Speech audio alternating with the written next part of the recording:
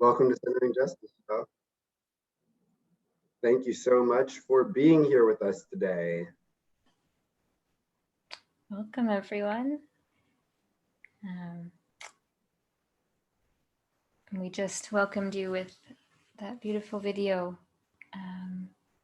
But we'll also invite you to just take a deep breath, as we usually do when we're entering this space together.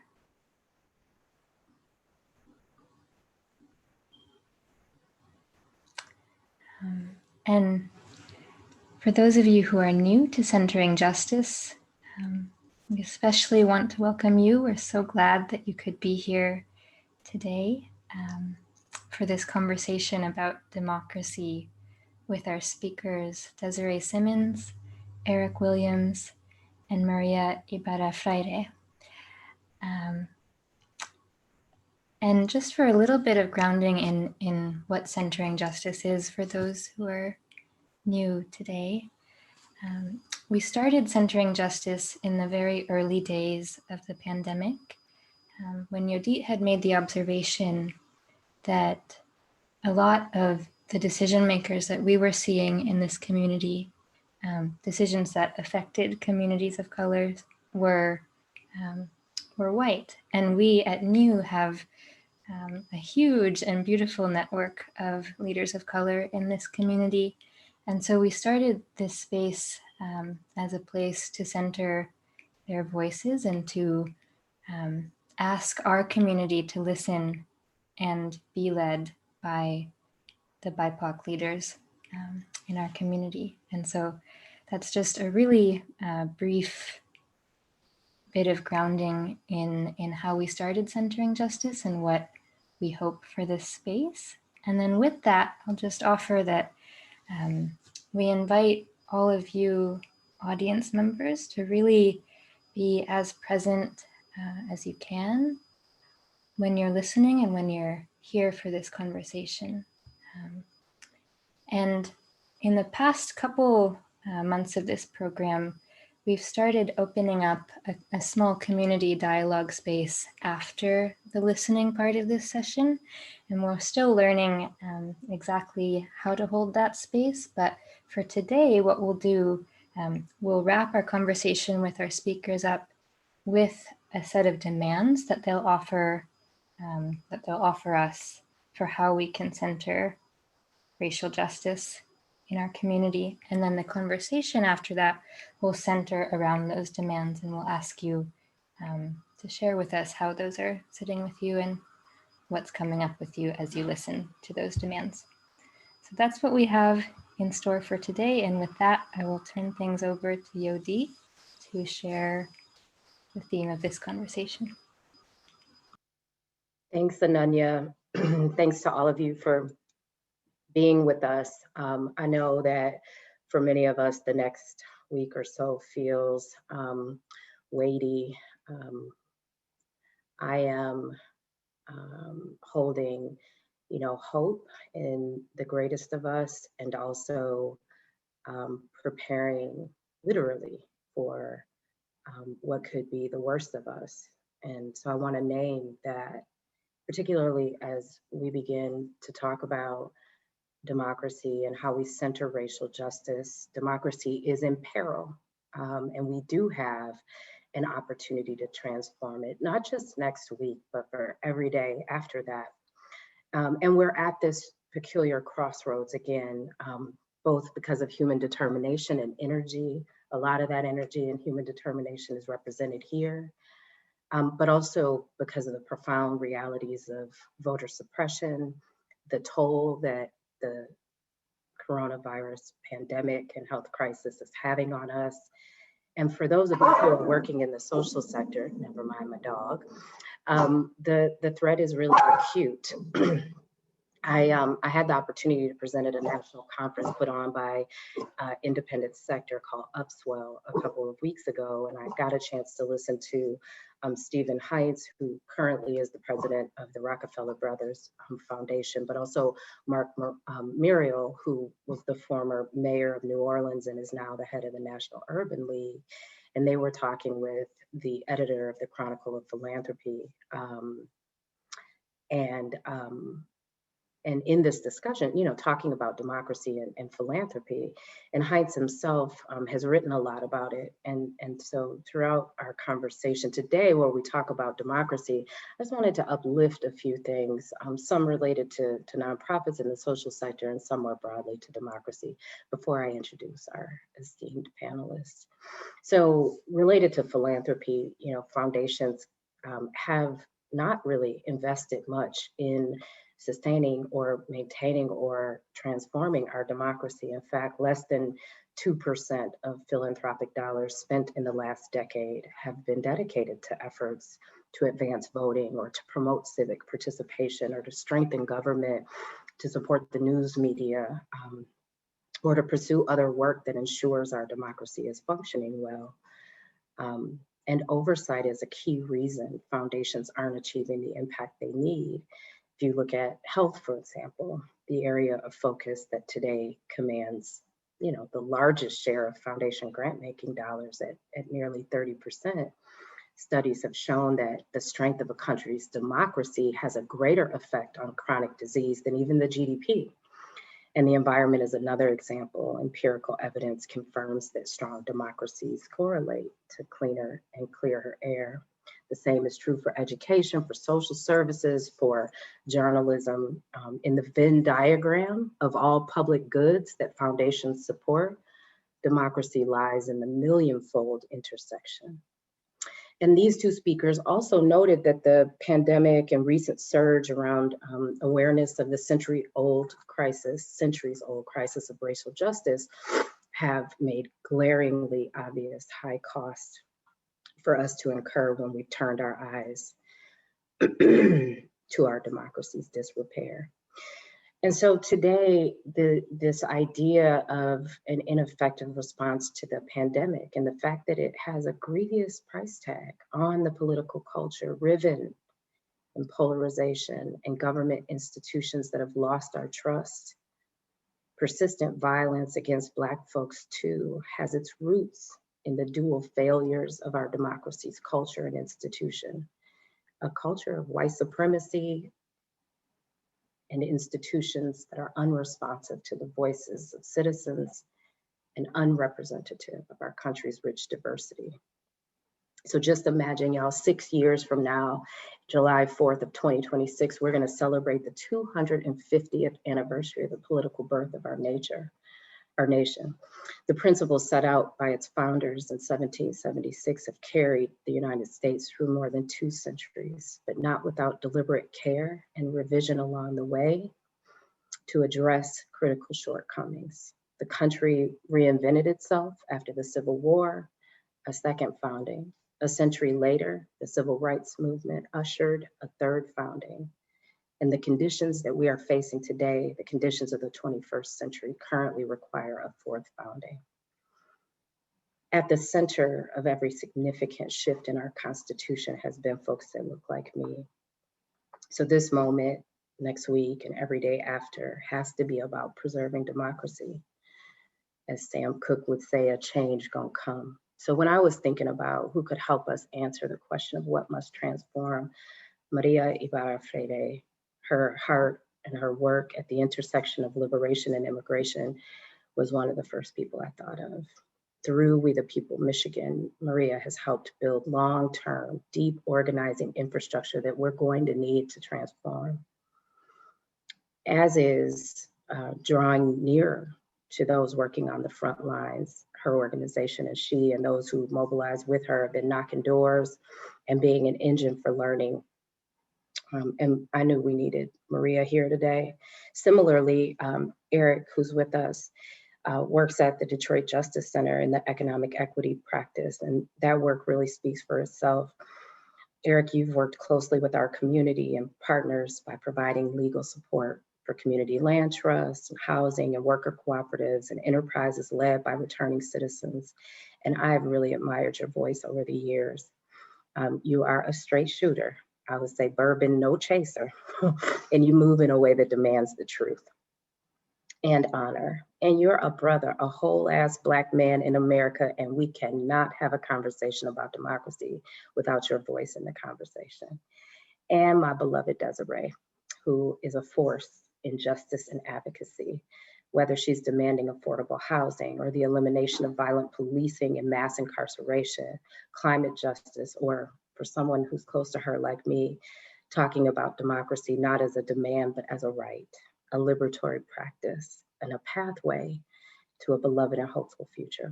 So let's lean in, y'all. I am elated that they are with us and you are in for yet another of one of the highlights of my month, a powerful discussion. How must and will we center racial justice as we consider transforming our democracy?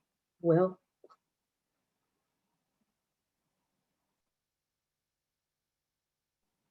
You're on mute, brother. Okay, let's try that again. Can you hear me now? Yeah, I'm seeing some nods. Right on. I don't even know how that happened. Good afternoon, everyone. Good to see you.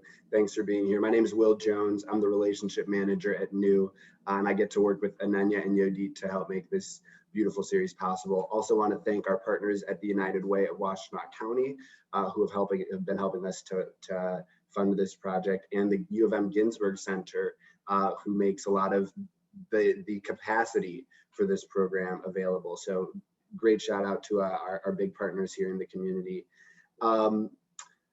Folks, right now I'm going to invite you to go on speaker view if you have not already done so. It's beautiful to be able to see the gallery of faces, but it's a little easier to pick up on who's talking when we are having our panel discussion. So speaker view might be helpful now.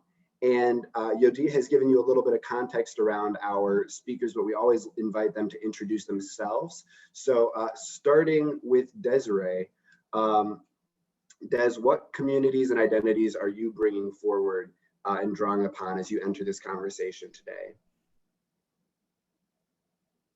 Hello, thank you everyone. Good afternoon. Thanks for having me. So I'm Desirae Simmons. I've been thinking about this. I'm a democracy practitioner. So that'll be fun to talk about today. And I'm a co-director with the Interfaith Council for Peace and Justice, and I live in Ypsilanti with my husband and my daughter Indigo. And I do a lot of organizing here. I love Ypsilanti and the fullness of the community here, and growing to have an appreciation for Michigan. I'm new to Michigan. I grew up in the Midwest, but both of my grandparents on both sides of my family all immigrated from the South. And so I bring that with me as well. I also lived on the East Coast. I always think about regionalism a little bit when thinking about what I bring with me and like my understanding of things. And as we talk about democracy today, what some of these different things have looked like in different places that I've lived. So yeah, I'll just leave it at that. Thank you. Thanks, Des. I'm going to follow up with you about that democracy practitioner identity later, because that feels like an intentional word choice, and I want to hear more about that. But I also want to make sure that our other panelists get a chance to introduce themselves. Hey, Eric, will you come off of mute and tell our folks here what communities and identities are you drawing upon and bringing with you to this conversation today? So that's kind of funny because, of course, the identities you have to be, sort of most conscious of are the ones that you are least conscious of, right? When you're dealing with other people. So the ones I think about sort of all the time that I'm most aware of, right, is that I'm a brother from Detroit. Grew up here, went to school here. That's very much a part of my being, something that I am aware of constantly because I'm reminded of it constantly. But it's very much a part of who I am. Also, of course, I'm an attorney, so I recognize that shapes my view. And in some instances, I try to pull that back. There are other circumstantial situations such as this where it's more prominent in how I perceive things. And of course, there's always, cisgender, heterosexual, American citizen. There's all those other things I'm bringing, but I look, what you see is what you get. So if you want to know where I'm coming from, just look at your camera. I mean, just look at your computer. You'll probably get a pretty good idea. No surprises. But I think that's good in this instance. Bourbon, no chaser. Much appreciated, brother. And that the identities you have to be most conscious of are the ones that you're least conscious of. I'm about to get that tattooed on me. That's facts right there. Maria, last but certainly not least, what identities and communities are you drawing upon and bringing to the conversation today? Thank you. So I'm also in Ypsilanti. It's my chosen home, but very much similar to Eric. Like I grew up in Detroit, and with me, I always try to center undocumented people, displaced people who have been really forced out of their homes, as well as women of color. Women of color are my safe place. They're my landing place.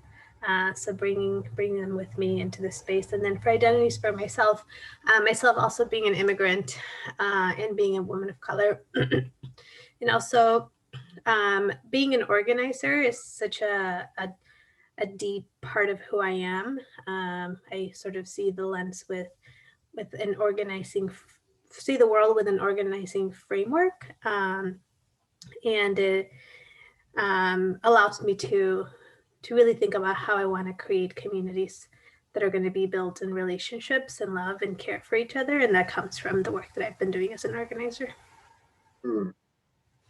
Thank you, Maria. Much appreciated in all of that. I know we're going to dive some more into talking about some of those communities that you brought up earlier. So much appreciated for surfacing, the folks without documentation and the folks who have been displaced, because they are in America, and many of them are Americans as well, right? So let's get into it, y'all. I mean, this is the topic of the day, the topic of the month, of the year, potentially. Given everything that we've experienced in 2020, right? How must we transform the democratic process to center racial justice now and into the future? I'm going to say that one more time just so everybody can wrap their heads around it. Everything that we've experienced and learned, given all of that this year, how must we transform the democratic process to center racial justice now and into the future? And I'm going to start with Des, because I know that she's always quick with a response or has something top of mind. So Des, what's coming up for you? Hi, thanks for that. I have notes, so that helps too. So a couple of things come to mind. One jumps out at the beginning, which is that we need to really be addressing voter suppression. There is, within our democracy, for all of our history, we have been suppressing votes. And so that is something that we need to get to the core of recognizing that democracy is about numbers, right? And so when people aren't being counted, that means that those numbers are being swayed in different ways. And so we have to address voter suppression and all of the ways that it happens, and also recognize who is being disappeared, who's being disappeared from our democracy and why. And we need to then bring those folks back on one by one, right? And so there's many populations, folks who are incarcerated come to mind, who are used as part of population numbers, but do not have a vote. And as we know, in many places, that even when people are let out, are freed from prisons, that they still don't have access to voting without, and so that's just one piece, and to recognize what that means to communities of color where we have folks who are not able to help bring resources into our communities. And so the compounding nature of people being disappeared from our democratic process. And then I would say just one other thing, two more things. One is that we have to be able to look at, as the United States of America, we should be learning from each other. We should be, our own little think tank of progress and what is best, right? And so each state has been practicing the democratic process in different ways. And some are doing it better than others. So why aren't we all doing that? We have to be really addressing too, how are the ways that states' rights get in the way of democracy being practiced, and recognizing that states' rights being a way that we control the elections is steeped in racism and white supremacy. And so that's something we need to address. And then last is just to be finding ways that we can practice democracy every day, right? Where do we learn about it? I think some people of a different generation told me that they learned about it in school. I didn't learn about it in school. I didn't learn about not only kind of how the government is structured, right, which is what I've learned, but how do I, as a everyday person, connect to that and recognize how the policies and things that impact my life are being decided in a system that is built for more people to participate, but that we don't have that kind of participation built in. A lot of salient points there, Des. One of the things that, is just really kind of sticking out for me is what you were saying around, who's being disappeared and the connection to states, the ways in which different states kind of maneuver through, democracy and engage with democracy differently. And I'm wondering, just like, who are some of the shining lights, right, that you think are really kind of taking the steps forward to be as inclusive, to be more inclusive and more racially just in their engagement of democracy? That's an interesting question. There's things like in Oregon where they mail ballots to every person. Why don't we do that everywhere? Even here in Michigan, with the expansions of with Prop 3 that are great, it still can be so confusing for folks. And when you have so many steps in a process, there's a lot of folks who are just going to stop. There's plenty of things I'm like, oh, I'm going to do this right now. Oh, wait, I have to do like 3 things before I get to that. Well, you know what? I'm too busy multitasking. I got to move on. And so, that's just one kind of piece of looking at, how is it that we can have something where everyone is getting a ballot directly, and how do we get to something like that? That's just one example. And then obviously being able to, there's places, I think like Vermont, where people are able to vote even if they're in prison. So, looking at where things are happening, and then making those more universal. Thanks for that, Des. I really appreciate that. Eric, the other day when we talked about this, you brought up the fact that Michigan, in Michigan, folks who have felony convictions, are still able to vote. And I think for a lot of folks that is a misconception, right? That once you have a felony, boom, it's across the board. So I wanted to kind of bounce the question over to you next, because it seemed like a great connection there. What are, to you, what are some of the things that we need to do to transform democracy to center racial justice going forward? Just want to make sure I'm not muted here. Okay, so as I was thinking about this, right? So, well, the first thing is, yes, you are correct. In Michigan, unless you are actually in prison, you can vote, right? That's regardless of a felony conviction. Unless you are actively locked up, you can still, in prison, you can vote. The next thing I would say is that your question actually has a couple of different components, right? So first addresses sort of the issues with process, and this kind of creates a chicken or the egg kind of situation, right? Because changing the process actually requires that you have people in control of the process who want to change the process, and that is not what we have at the moment. What I would say is that if you want to talk about sort of quick, immediate, obvious fixes, there are 700,000 US citizens in the District of Columbia that cannot vote, that don't have Senate representation. Same thing for Puerto Rico. You've got over 3 million, 3.5 million, 4 million people in Puerto Rico who are US citizens who do not have a vote in the Senate. Meanwhile, you have more representation for rocks in Wyoming than you have for, people in California or New York. So there need to be changes there. That's probably sort of the structure, right? The machine needs to be fixed. And then as far as what the machine does, clearly there's some changes that need to take place as far as making sure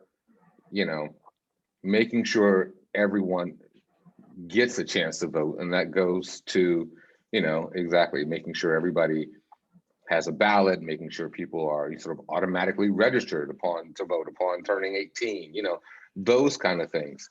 But then there's the other part, which is it doesn't matter how good a process you have in place if you are dealing with people of ill will who are operating the machinery, right? So you can have the Florida, you can have the people of Florida pass a law, have a referendum that allows people who have had felony, who served their time, to vote. But then if you have a legislature that says, no, we're going to interpret this in a way that absolutely makes no sense and is sort of the antithesis of what most people would consider just, by requiring you pay off fees when the state itself doesn't even know how much someone owes in fees, right? As long as you have people of ill will in there, there are always going to be issues. And again, this is the chicken and egg. How do you get the people out if you don't have control of the system? And it requires sort of very incremental change in one sense. You change here, you change there, till gradually there's an accumulation of enough power to make those changes. And then so that's just all sort of making democracy democratic, making American democracy democratic.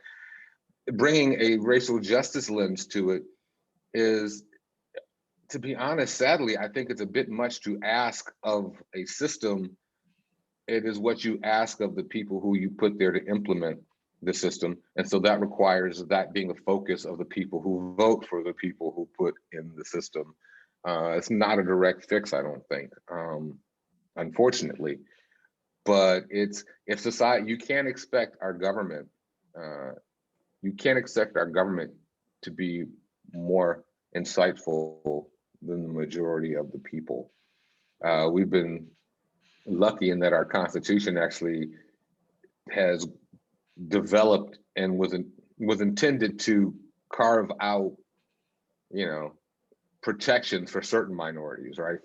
For minorities in the sense of people, sort of like people who had different religious beliefs, or not, racial or ethnic minorities. We could have added that part, but that is so. That is sort of the most important thing about our system. That is the greatest thing actually about our system, is that we've tried to put in place protections. Once you get that protection in, you normally think you're okay, though these days we're kind of backsliding. But yeah, I think that's where you do it. It's the racial equity part was going to require the rest of the population, the majority of the population, to embrace it and enforce it on the government. It doesn't work the other way around, I don't think. Thanks for that, Eric. A lot of wisdom there. That idea, you know, that Yodi, I don't know if you've done a lot of work with Yodi, you'll hear her say culture eats strategy for breakfast, right? And that's that. I think that that's the same thing that you're talking about, right? Is like we can put the policies and we can put the systems into place, but the culture and the people will interpret that and alter it the way that they that serves their agendas and their own personal beliefs. I also want to point out, you know, you brought up the folks in Puerto Rico and DC who are U.S. citizens, people, Americans without votes. And Maria, I think now is a great time to pass over to you, because you were sharing that you are often working with and representing another group of people, another group of Americans, many of them who don't have the right to vote because of documentation. So would you like to share some of your thoughts on how we must transform the democratic process? Yeah, I love that you say that, Yodit. Our operations director at We the People Machine has a similar one. She says culture eats structure for breakfast, which feels like so true and so sad, but also just a reality that we need to be changing the culture that we're in. Culture moves so much faster than policy changes and systemic changes. And oftentimes, the way in which we shift our culture and shape our culture towards a more just place is sort of like that aspirational piece that we want our policies to get to that place. But we need to be able to create the vision for it. You know, I work a lot with undocumented people or people who have various immigration statuses. The majority of them cannot vote because they're not U.S. citizens. And so often we're used to thinking about democracy as just voting, and thinking that that's the only way in which somebody can engage in the democratic process is by voting, and that also erases the engagement that we want people to be doing more than just every 2 years. And I think that's the reason why you know, we're in a lot of the places that we are, because people see themselves as only really needing to show up every 2 years, or and that even is that aspirational as well. Most people, you know, engage every 4 years at that. And there's a lot of reasons for that. A lot of reasons that are valid, that are really complex, that our political system is incredibly complicated. My dad just doesn't understand why the US political system works the way it does. He thinks it's ridiculously stupid. And I agree with him. He just doesn't understand why we spend so much money on candidates and ads. And you know, he has been working since he was 11 years old. Only went to up to 7th grade, and he knows enough to understand that this feels wrong, but doesn't understand why it's set up that way. And I think a lot of people are in that place where they just know that this doesn't make sense. So they choose not to engage with it because they have so many other things going on in their lives that are about their survival, and that's very real. And I think, you know, for me as an organizer, it's about how do we make things as practical and as easy to understand and digest, but also like more fun. Like my parents are not going to sit down at a town hall and like wait patiently their turn to voice their concerns. Like, that's not exciting. Nobody wants to do that. We do that because we have to, but that's not something that when I think about the future, when I think about the kind of culture that I want in the future, I want it to be joyful. I want the engaging in a democratic process to be exciting, to be inspiring, to think about like what the future could be, and to be excited about it instead of being like, oh, I have to like sit through this once again, only to know that like I'm going to be asked to engage again 4 years, and I'm going to be told that it's the most important election of my life. Again, every 4 years, it's the most important election of our lives. And people are sick of that. So Maria, I got to follow up with you here, because you said some amazing stuff. And and it ties a little bit to something that we touched on in a planning meeting the other day. You know, one of the things that you said right now is about how culture moves more quickly than policy and process, but you also uplifted, right, the lack of alignment or resonance that a lot of communities of color have with the whole process, right? And some of that's generational trauma from watching, you know, family members literally get beaten away from polls, right? Some of that is a feeling of like going to vote and not seeing the outcomes that they had fought hard for. And then you mentioned, you know, being inspirational.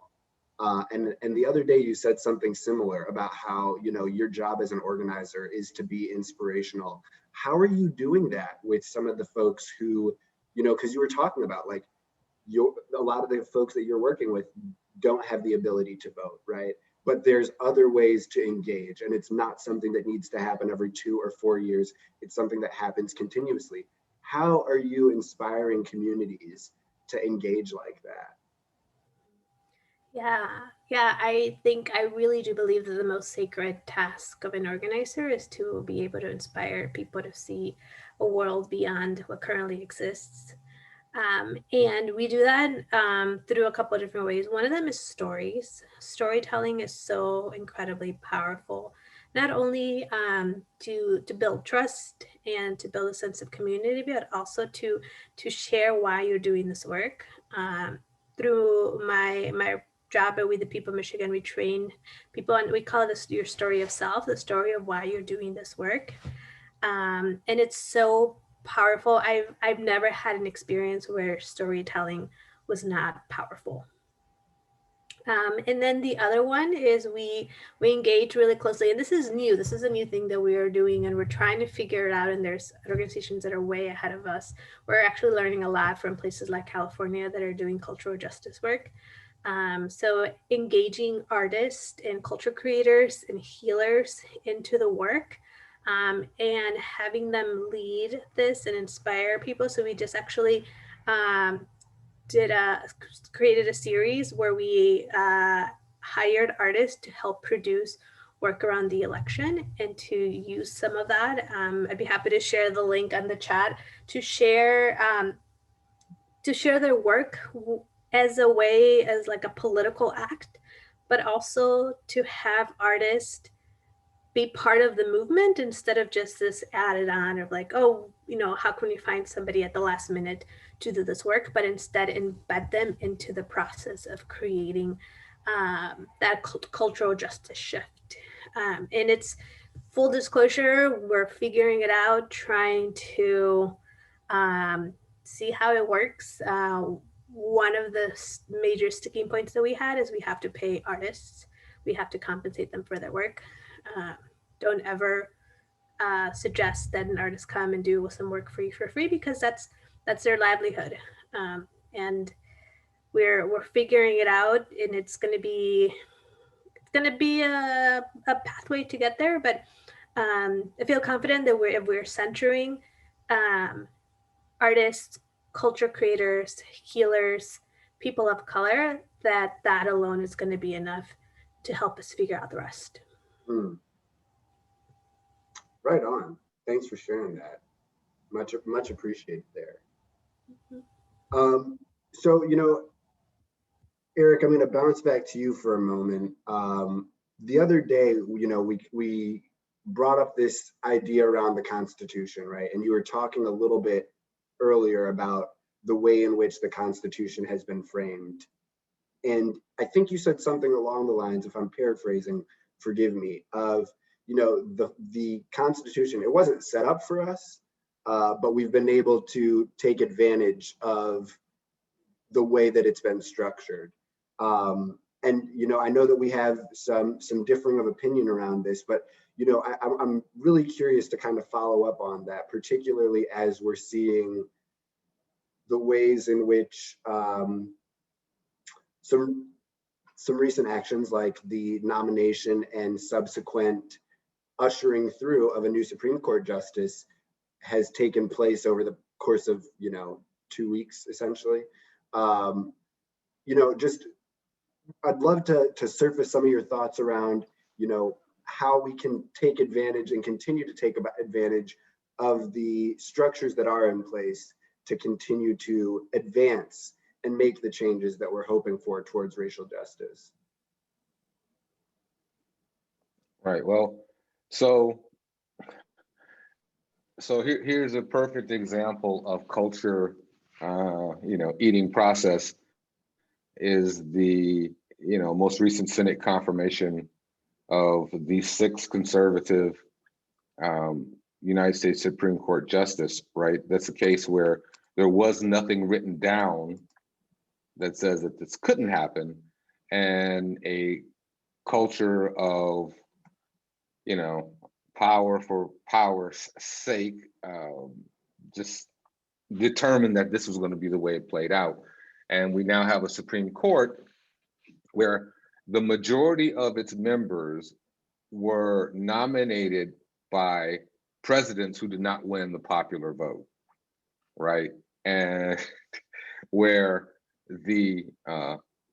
those justices were confirmed by Senate majorities that did not represent the majority of voters, because, for example, Montana, North Dakota, South Dakota, right? You combine their population and you're still not up to California, but you're talking about 6 senators versus 2, right? So those are structural problems, but the Constitution actually provides a way to fix it. So there is no set number in the Constitution for the number of Supreme Court justices, right? So of course, if the Democrats decide to address that, one of the things they can easily do is expand the number of justices or take away life tenure. I mean, when you consider that the United States Constitution was written over 200 years ago by a bunch of rich white dudes, most of whom owned slaves, the fact that the protections in that document have been extended to interracial couples, the right to abortion, same-sex couples. I mean, if you think about how we have been able to expand the protections there to match our current life, that's, society, that's actually really, really remarkable. And it would be difficult, I think, to find another written governing document, right? Aside from perhaps a religious text that has been as influential and has codified the rights of people who were not popular in that society in general, anywhere in the world. I mean, that's actually really pretty, impressive, right? You have to admire the document for that. That does not excuse its flaws or the way it was, what its original intention was. But I actually really do admire the flexibility of the Constitution. Of course, one of the problems is that since Marbury v. Madison, what the Constitution means has been left up to the Supreme Court. And of course, now the Supreme Court itself has been corrupted in a way that the Supreme Court is completely out of touch with what most Americans think, right? So if the Supreme Court if the Supreme Court justices were nominated by a president who accurately reflected the values of the general population, then, the Supreme Court itself would do so more. But it's going to be, unless steps are taken, it's going to be another generation before that happens. But you actually can't really blame that on the Constitution. You can blame that on the people who voted. And I have to say this, and the people who didn't.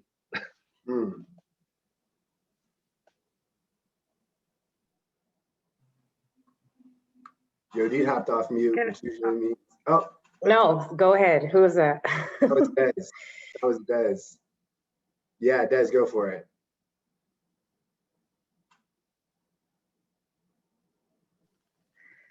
Yeah, you could go, Yodi. I was just gonna say, I think,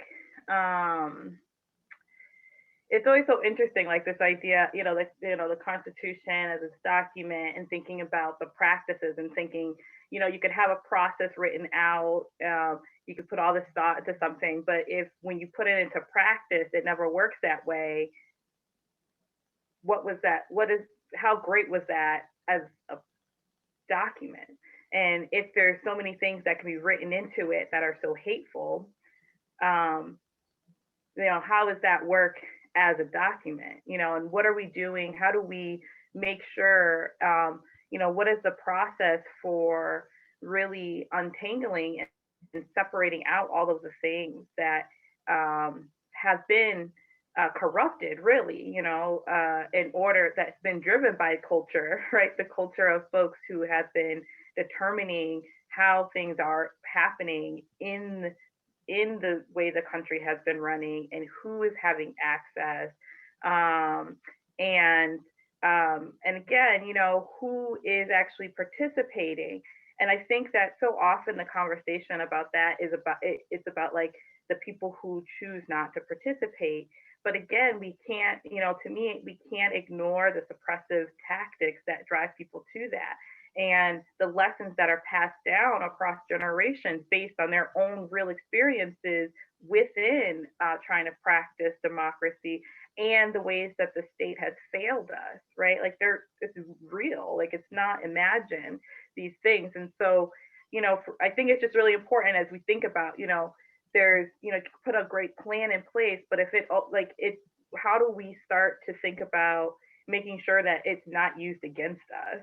And I think that is something that we need to look at with the Constitution, because there's a way that our government and our governance is structured, and we aren't prepared to actually govern ourselves based on that structure. There's not enough of us participating. There's not enough of us who know how to. There's not enough of us that show up to our local municipal governance meetings to be able to carry forward that structure. So, there's the work of how do we build up to be able to hold this structure? And then sometimes it's kind of like, well, maybe we need to change the structure to better fit things that we know now that we didn't know before. So Des, I want you to stay off mute because I have a follow-up question to you real quick. You used the word practice quite a bit. And when you were talking earlier, when you were introducing yourself, you used the term democracy practitioner.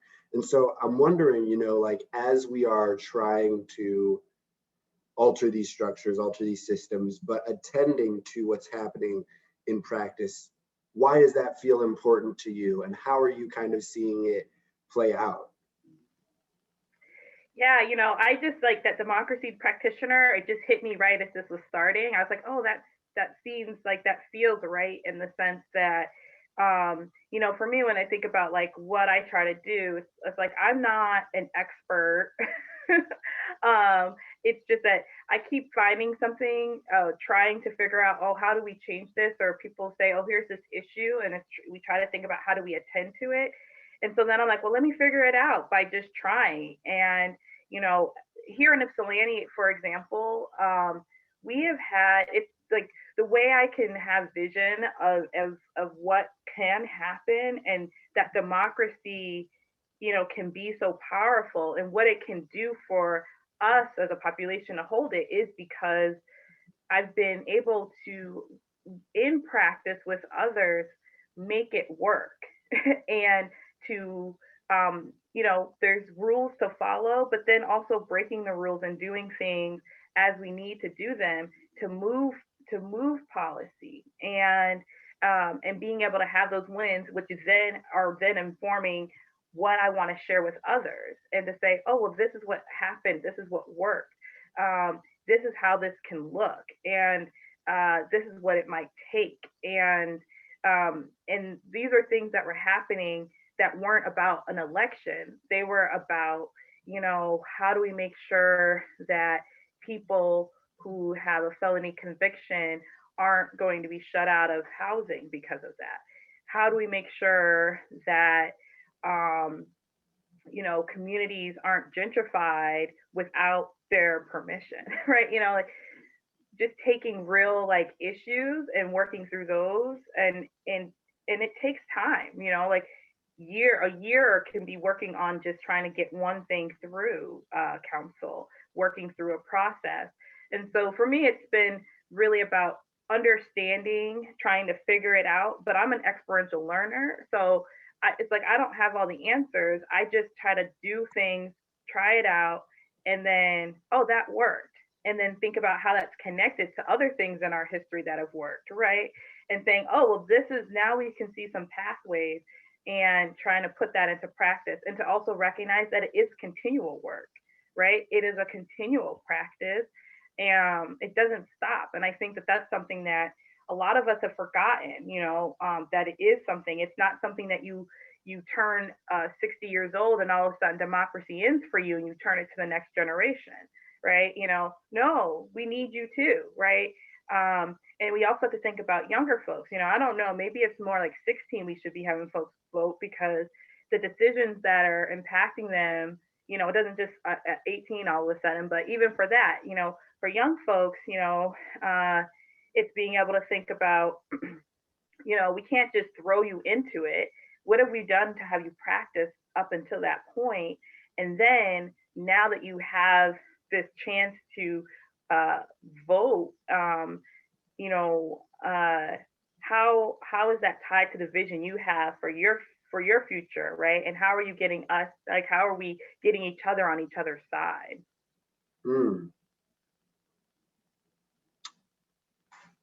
Thanks for that, Des. Man, I mean, the intergenerational connectedness, that's a huge piece, right? And Eric, I saw you coming off of mute earlier. Did you have something to add here?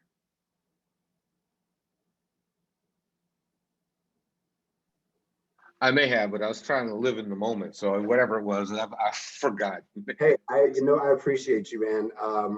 One of the connections that I was making was just this connection between like democracy in terms of scale, right? Because you were talking like we were talking about national scale, the Supreme Court, we were talking about the House of Representatives and the Senate, and then Desirae and Maria's work, I think, often takes place at this scale on the local level, which you then raised up in the chat. So I'm wondering if you want to say a little bit more about the connections there.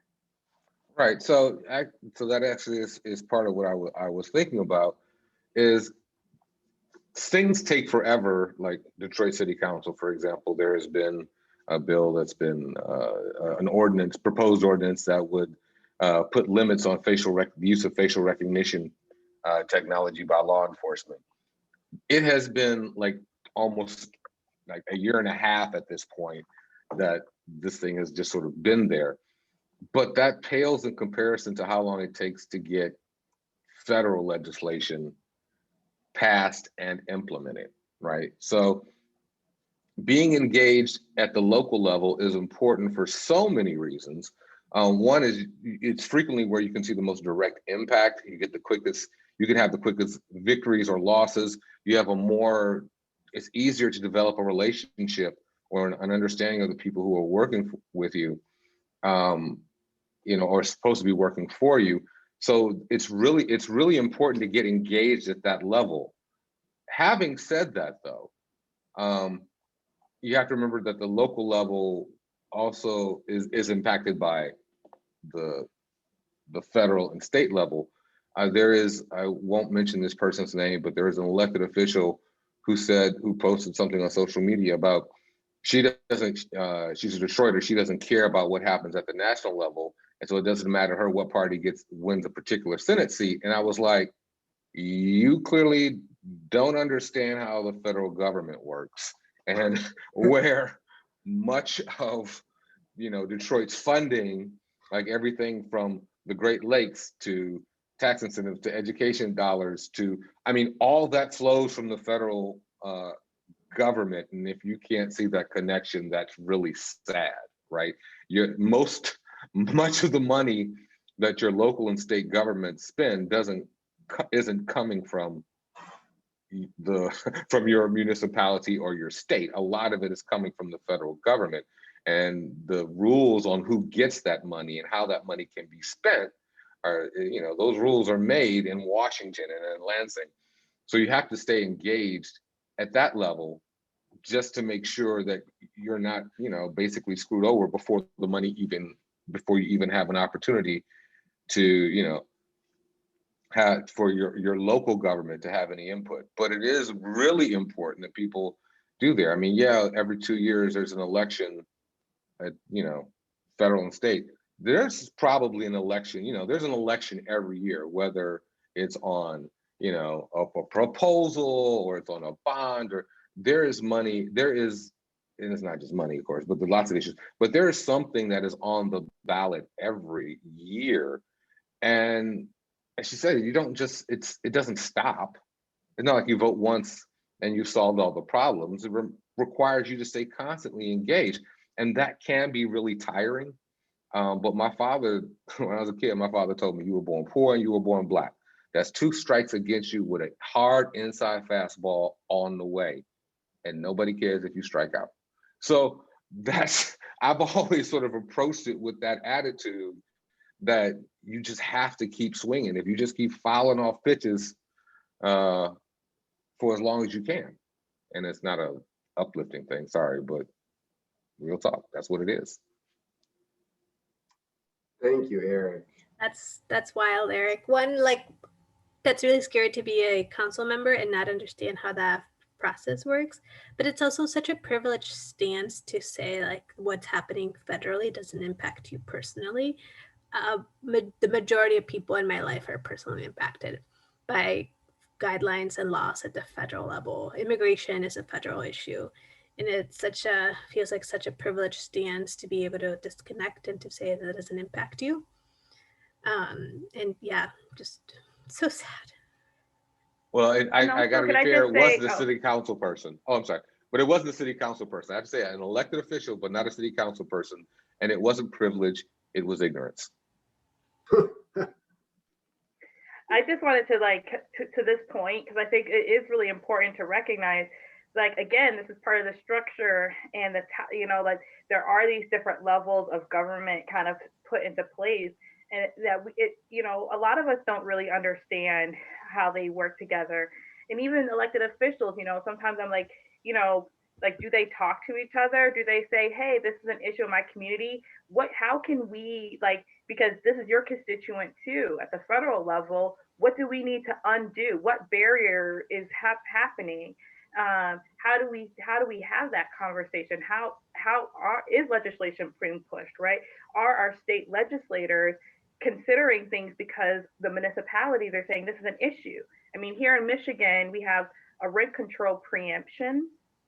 And this is something that I know here in my community here, and it's hugely popular because of the runaway cost of rentals, but it's impossible because the state legislature won't, isn't party aligned to do so. But who are they hearing from, right? Municipalities across the state, even in places that have Republicans elected, those communities also want this. They also want that. So what does that relationship look like? Is something that I think we have to be considering, and people need to recognize that there is this flow that is part of the way the structure should work, and there's reasons why it's not, right? Things should be flowing from the local back up through, and things from the federal should be flowing to local, but that's not exactly how that happens. Thank you, Des. I've got some thoughts to follow up with you on, or to pair it back, but I want to ask you, you were coming off of mute for a moment there. You have something to add? Well, Etta, who's with us, almost read my mind. I haven't heard us actually name power And I want to talk about power in the context of one of the most significant decisions, constitutional decisions that was made, the Brown versus Board of Education decision. And we talked about this in a past centering justice, but I want to surface it again, because without talking about power and without talking about whiteness and white dominance, I don't think we can effectively talk then about culture, which is a culture of whiteness and a culture of dominance, and we can't talk about engagement, which I want to come to. So if you remember, Linda Brown essentially says that she wants school of choice, right? And she argues and fights for the opportunity to send her child to a school that happened to be majority white, but it was just because Linda did not, as I understand it, did not feel like the standards in the neighborhood school were meeting what her expectations were for her children. However, by the time this case makes it to the Supreme Court, it is in the interpretation of Brown versus Board of Education, how it plays out is that white schools are inherently better for Black children, and that therefore we should desegregate schools and Black children largely get bused to white schools, right? And again, we've talked about this in the past, but the fallout of this water is sick and we keep treating the fish is that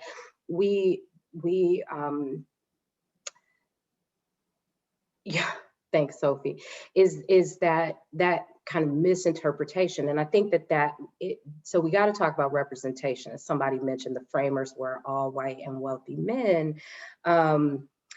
And I want to say on the point of engagement, somebody brought to my attention yesterday and so I just want to make sure we're framing the narrative, and I don't think anybody explicitly said this, but it feels like it's present, is when we talk about engagement, in the 2016 presidential election, 94% of Black women went to the polls, 82% of Black men, 70% of Latino women, 65% of Latino men, and other people of color, 60% of them showed up at the polls. So I think we understand that we need to be engaged, at least at the national election. Now, I don't know the same data at the local level, but I can tell you that my experience locally is that, like, how do I balance, you want me to vote on a park millage, right? And, whether or not we're putting a $1 billion bond into Ann Arbor Public Schools when IFSI schools are being decimated, right? Like, I think our voters are really smart. I think people of color absolutely understand that Black lives, brown lives are on the ballot,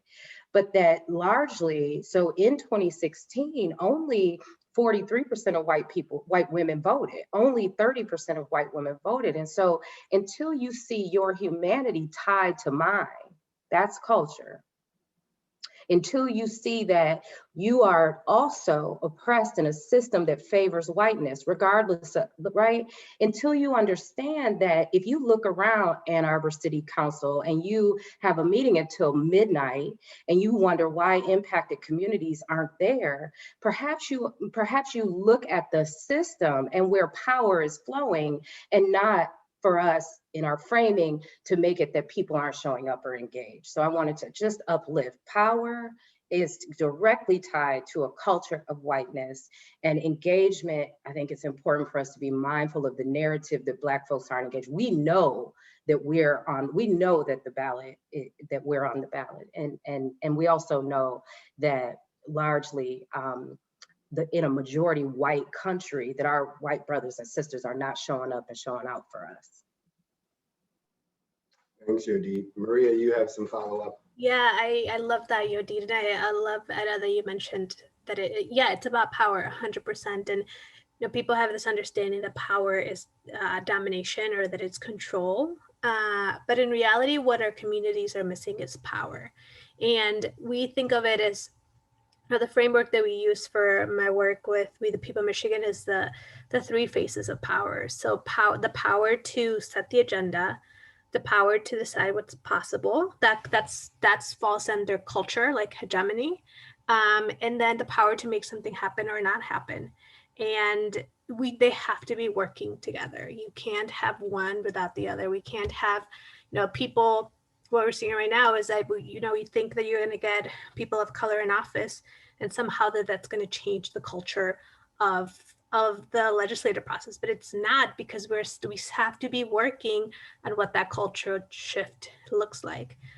So it's definitely, it's 100% about power, and we have to be able to want it and to grab it and to keep it, and not feel, this is for my women of color out there, like not feel wrong about having it. Mhm. I mean, that makes me think, oh, sorry, Des. I just want to say real quick, that makes me think about a story that Eric told the other day about the ways, the messages that he received growing up, about who he could be, what spaces he could be in and things like that. Eric, do you mind sharing a little bit of what you had told us about, like your experience with your college counselor, and just like the ways in which it made you, the ways in which that had an impact on your life? Well, sure. I mean, I'll share some of it. And that's that, for reasons having to do with, like parents splitting up or whatever, I moved from Detroit my junior year of Cass and ended up in a small town called Hopkinsville, Kentucky. Never go there if you don't have to. And though I still have a lot of family there, that's where my mother was originally from. And at first they put me in remedial classes, and my high school counselor at one point told me I wasn't college material. And in fact, it was just, I get as much luck as anything else that I take standardized tests well, and I ended up getting, from a standardized test, getting a number of scholarships, and I ended up going off to college. But that wasn't what I had planned to do. And at the time, neither of my parents actually had a college degree. My father, graduated from Central here in Detroit, ended up in Vietnam, came back, actually became a cop, and went to school. It took him 12 years to get his undergrad degree, going night school while he was a police officer, right? So I didn't really have a lot of guidance on colleges and stuff. And I eventually ended up, going to college and grad school and then law school. But it's funny looking back that my entire view of what was possible for me was shaped largely by, words from a guy whose primary job was basketball coach, right? And just sort of the expectations in my school were just that, the Black kids are going to go into the military, and I took the ASVAB. I was on my way to the Marines. Nothing wrong with that. My son is, just got out of active duty, is now a cop in New Jersey. My father served. My whole family served. Nothing wrong with the military, in theory. And the idea that my potential was something that I should decide, right, as opposed to the people around me should decide, it didn't even strike me as odd until afterward, right? And then you look back and it's the whole, fish wonder what this water thing is you're talking about. That's just, it's just everything that they know. And that's part of the cultural shift you have to be talking about, right? If you don't think that your potential matters, or you see your potential as being not just narrow, but narrow in one specific way, then it limits your aspirations and your willingness to get involved, right? If you don't think you're ever going to own a home, then you're not going to be as engaged when it comes to looking at, redlining and interest rates, right? If you don't ever think you're going to go to college, then you're not going to be pushing your elected representatives on things like, school loans, right? These are the things that shape the culture, which ultimately shapes how we view ourselves, how others view us. I mean, on the positive side, I just built a window seat and I can change the oil in my car. I mean, you know, I learned these things, and there's a definite place for the trades. Though, as an aside, let me say this: I don't think there's any reason why just because you've learned a trade doesn't mean you don't have to be exposed to like political theory or literature. Or I hate the way our society sort of tries to split the two. Another sort of deciding what someone else's potential is, right? It's crushing. I mean, Eric, I think that the intention there is to kind of put people into that limitation that Maria was talking about, where, you know, you get into a position of power, you finally get your hands on the ability to make that change, and then feel unworthy or have to, you know, some kind of need to abdicate it or to move towards someone else's agenda, right? And Des, I didn't mean to cut you off, but we are a little over time here, and I want to give you all the opportunity to share your demands, right? So in every Centering Justice panel, and Des, you can stay off of mute, so I'll come to you first, but in every Centering Justice conversation, we've invited our panelists to share some demands or invitations for us in how we transform democracy, how we transform our world, right, for racial justice. So in this context, Des, you know, given all that we've talked about, what are some of your demands for how we transform the democratic process to center racial justice going forward?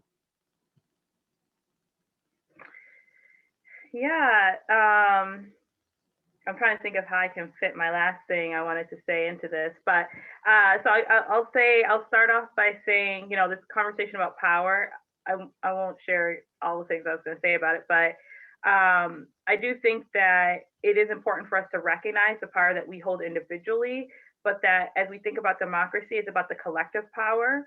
And so we need to be thinking about how are we connecting with others to share power? What power do we have to share? And how are we doing so? I would suggest for folks to find an organizing home. What does that look like for you? Because there's so many skills and perspectives that you have that are needed, and there's so much for you to learn, and that we need more people, period. We need more people doing this, because otherwise we're all going to burn out, and then we're going to be in the same cycle. And so how do we kind of get over that cycle? We have to have more folks prepared and ready to jump in at different times so that we can really be able to relay ourselves. So how are you doing that? And to really look at what that means, so that we can build that the base that we need. Recognize that it's about numbers, and it's also not about you. So you know, right now, you know, this is the time of narrative. So we've talked about that a lot. And so how are you helping folks to understand the narrative of where we need to be, where we need to go, and why they should join us on that journey? And look past what sounds good, and to look directly at, is this supporting the most impacted by divestment, and et cetera, right? Yesterday I was on a panel and we talked about neoliberalism and the dangers of neoliberalism. And this is something that here in this community in Washtenaw County that people need to really be careful about and to look at, because there's a lot of things that we do that sound good, but it actually doesn't get to the people. And we imagine that it will trickle down. It's just using trickle down economics in a different way. And to keep moving. We can't just stop at the election. We need to, you need to be planning for, what am I going to do if this person's elected? How am I going to hold them accountable? And how do I bring what I have to help bring help uplift the voices of others who are going to tell the stories, but who might not be able to do some of the tedious work to actually get the information in a way that other people can hear it, right? Sometimes that's one of the things, is our storytellers don't always match the audience. And so sometimes we need help to kind of make those jumps, and to make sure that people can hear what the truth tellers are sharing. Thanks for that, Des. So, I heard that we need to recognize our individual power, but also in doing so, recognize that what we're moving towards is collective power. So how are you sharing your power, what you have with, the power that you have with others? Like finding your organizing home, because this is a long game and we need more folks in it. So find the places that you can engage. And to that end, I think you brought up this idea of we have to keep moving beyond the election, right? So I think in finding your organizing home and bringing forward your gifts, make sure that it's something that you can do sustainably, right? And then we need to help change the narratives and make sure that we're getting the right storytellers in front of the right audiences and helping folks to move beyond just what looks good, right, but into better understanding of the realities that are associated with those things. So thank you very much for sharing those, Des. Eric, what are your demands or invitations for our community as we move forward in centering justice?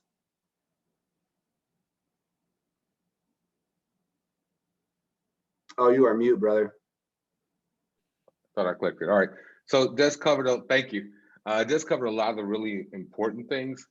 And here's the part that isn't like, happy, happy, joy, joy. When you are, Black people have not advanced in this country because of the sheer weight of their numbers, right? I mean, that hasn't been what's carried us through. What has carried us through was making it so that other people were able to see our humanity and join us as allies, right? And that requires being able to engage other people. But that is tiring as hell. I mean, it's just like, I don't have time every single day to be someone's, social justice tutor. I just don't. I mean, it's my job, 9 to 5, basically, but I find myself doing it even after that. So the thing is, as far as our own actions, it has to be sort of a tag team, right? It's like, yo, I got it from 9 to 5. I'm tagging you in to someone else.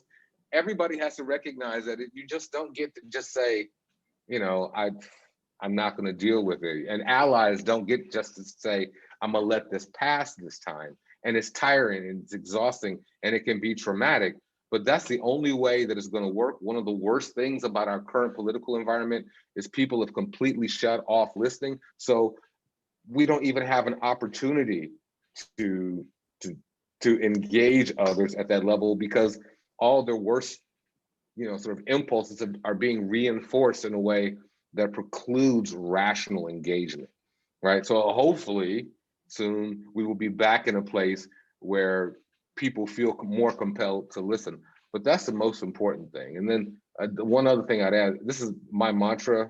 I adopted it when I was practicing in New York if I got into litigation negotiations, and I pass it on to a lot of my students too.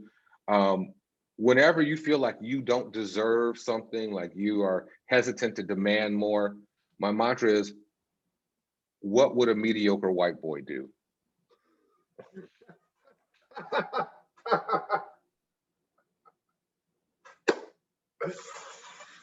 Right on, Eric.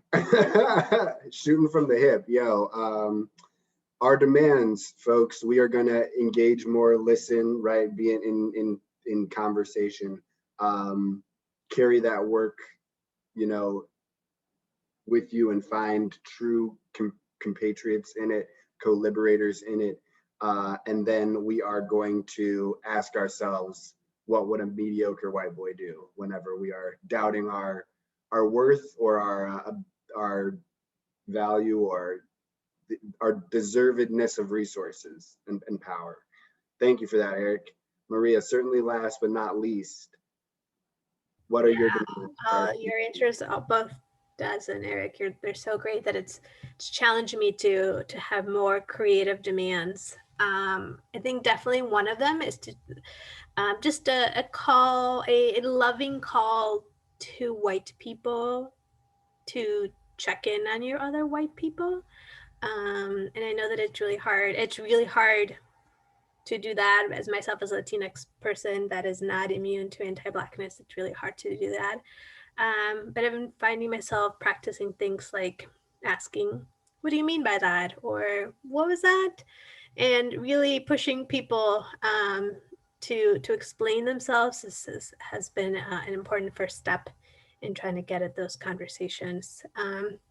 The other one, I think about hope a lot, and I was just having a Facebook conversation with one of my coworkers about Marian Kava's quote of hope is a discipline, meaning, it doesn't, hope takes work, just like our movements take work, just like loving each other takes work. Hope takes work, and it's a reminder that you have to work at it. So a loving request that we spend some time thinking about what hope looks like and how we practice hope in our work. And then the last one is that the very first thing I wanted to be in the world was be a writer, and words matter. The language that you use matters. So just I wouldn't be an immigration advocate organizer if I didn't, just a reminder to be careful about the words you use, particularly now, I think, as we're gonna go into just a really horrible conversation about election fraud. I imagine there's gonna be a lot of terrible language about immigration and people and immigrants illegally voting, which is not true. That's not something that can happen. So making sure that we're using language like undocumented, people who are incarcerated instead of aliens, or just using carceral language. So just being careful, or being mindful of referring to people first instead of their circumstances.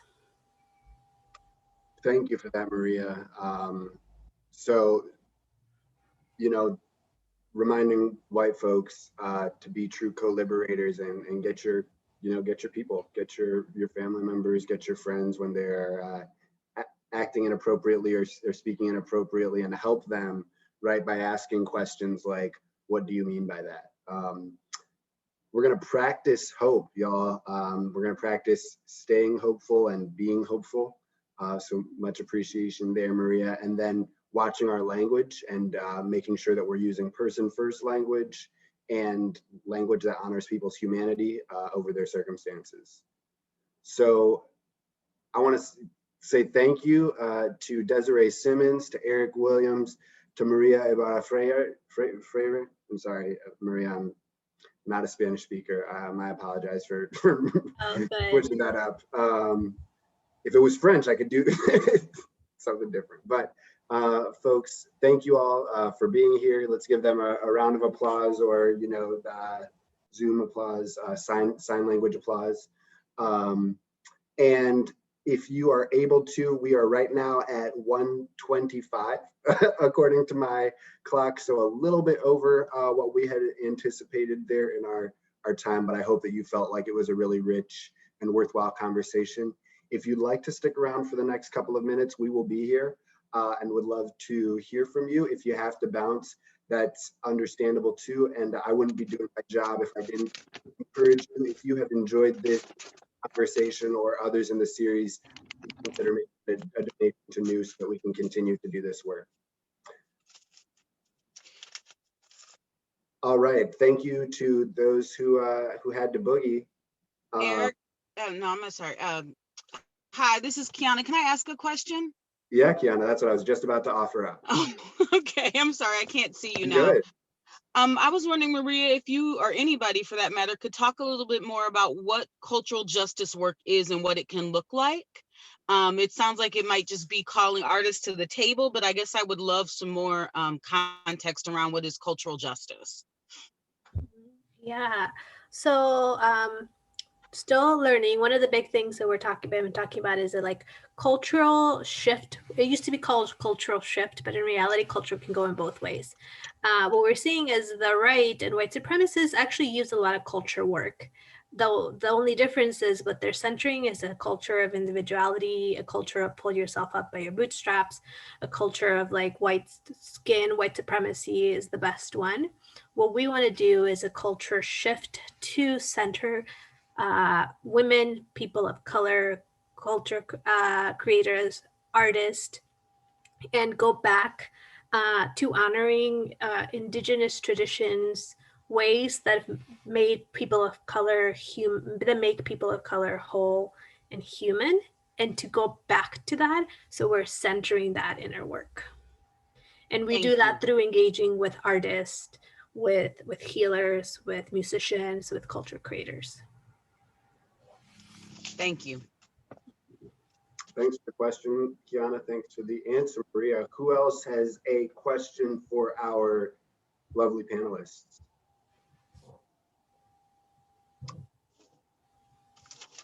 I have a question. Hi, everybody. Natalie, go for it.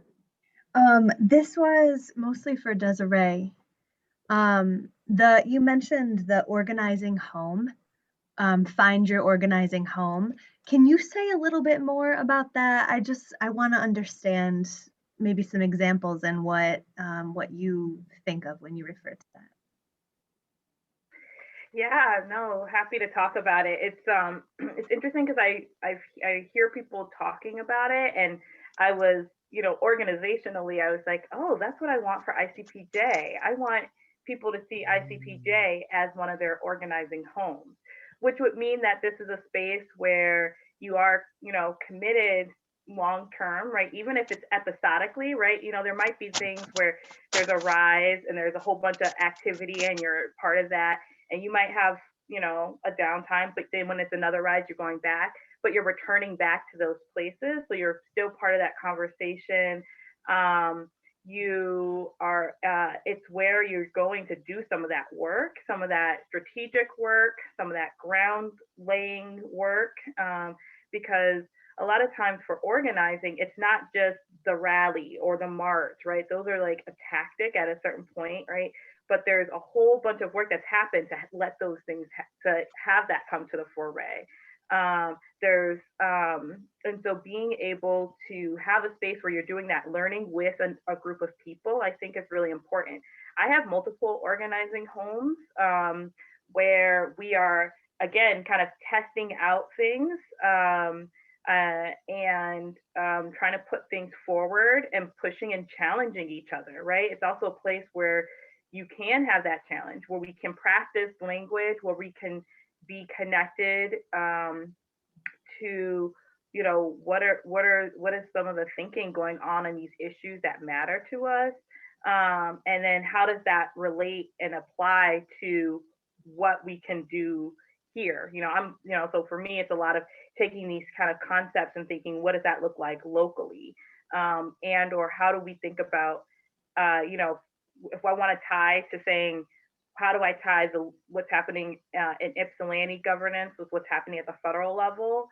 That I want to be working with folks to think about that tie and put something to practice and see if that works. But I'm going to be doing that within an organizing home. So I'll do it within Liberate, Don't Incarcerate is one of my organizing homes. The work, Defend Affordable IPSI, that's an organizing home.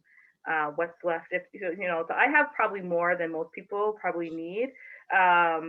But I think that if you just choose one, whether it's an issue that's important to you or group of people that's important to you, right?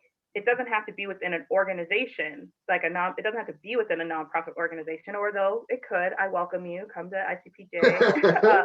But it doesn't have to be. It could just be a group of people that you trust and that you all are willing to do the work together, and that can be your organizing home, right?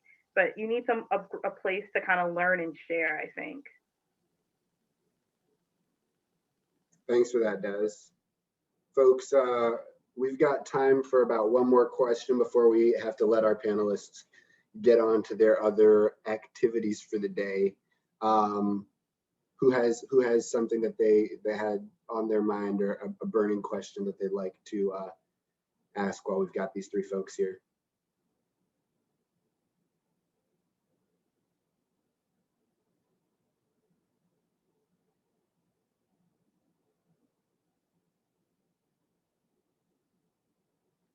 Hey, no hate. I'm not going to pressure you to if if we've absorbed a lot, which I think that we have, I'm totally understanding and willing to let y'all go. So another big thank you to Des, to Eric, to Maria for sharing everything that they did today. Folks, our next Centering Justice conversation is coming up on November. Oh man, I had it. I had it and then I lost it. You know what? I think Ananya's going to follow up with you in an email to remind you when our next Centering Justice conversation is going to be. You can certainly register by using the same link you did before, but hopefully we will see you. Oh, look, see, thank you. The community's coming out for us. Much appreciated. It's November 18th. So we will see you back here on the 18th at 12 noon. And again, thank you to Eric, Des, and Maria for sharing. Have a great afternoon, y'all. Take care. If you're still here, please fill out that survey. No one has done it yet. We would really fill out the survey. Feedback. All right, well. Thank you, Eric.